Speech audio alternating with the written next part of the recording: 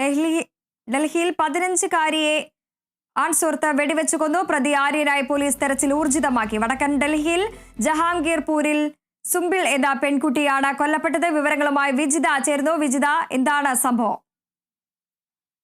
കഴിഞ്ഞ ദിവസമാണ്, ഇന്നലെയാണ് ഈ അതിദാരുണമായിട്ടുള്ള ഒരു സംഭവം ഉണ്ടാവുന്നത്.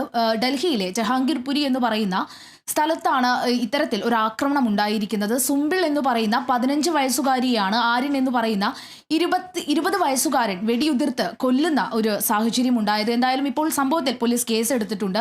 കൊലപാതക കേസാണ് ആര്യനെതിരെ ജഹാംഗീർപുരി പോലീസ് ഈ കേസടക്കം ചുമത്തിയാണ് ഇപ്പോൾ അന്വേഷണം നടന്നുകൊണ്ടിരിക്കുന്നത്. പ്രതിക്കായി ഊർജിതമായിട്ടുള്ള തെരച്ചിൽ തന്നെ നടക്കുന്നുണ്ട്.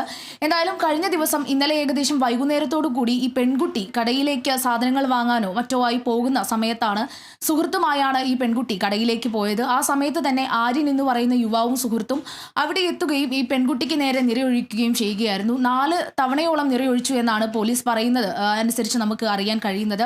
എന്നാലും ഉടൻ തന്നെ ഈ പെൺകുട്ടിയെ സ്വകാര്യ ആശുപത്രിയിൽ പ്രവേശിപ്പിക്കുകയുണ്ടായി. എന്നാൽ രക്ഷിക്കാനായി കഴിഞ്ഞില്ല.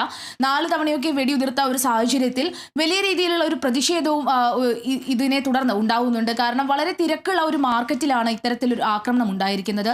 അപ്പോൾ എന്തായാലും ഇത്രയും തിരക്കുള്ള ഒരു മാർക്കറ്റിൽ ഇത്തരം ഒരു ആക്രമണം നടക്കുമ്പോൾ എന്തുകൊണ്ട് ഈ പ്രതിയെ പിടിക്കാൻ കഴിയുന്നില്ല എന്നുള്ള വലിയ രീതിയിലുള്ള ഒരു ചോദ്യം തന്നെ എല്ലാവരും ഇവിടെ ഉന്നയിക്കുന്നുണ്ട്. അതിൽ ഏറ്റവും പ്രധാനപ്പെട്ട ഒരു കാര്യം എന്ന് പറയുന്നത് ഈ പെൺകുട്ടിയുടെ കുടുംബം അടക്കം ഈ ഒരു കാര്യത്തിൽ വലിയ രീതിയിലുള്ള പ്രതിഷേധം ഉന്നയിച്ചിട്ടുണ്ട്.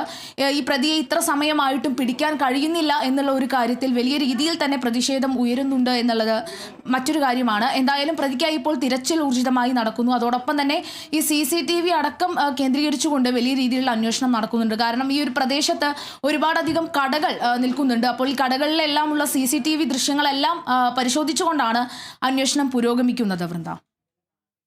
ശരി വിജിത.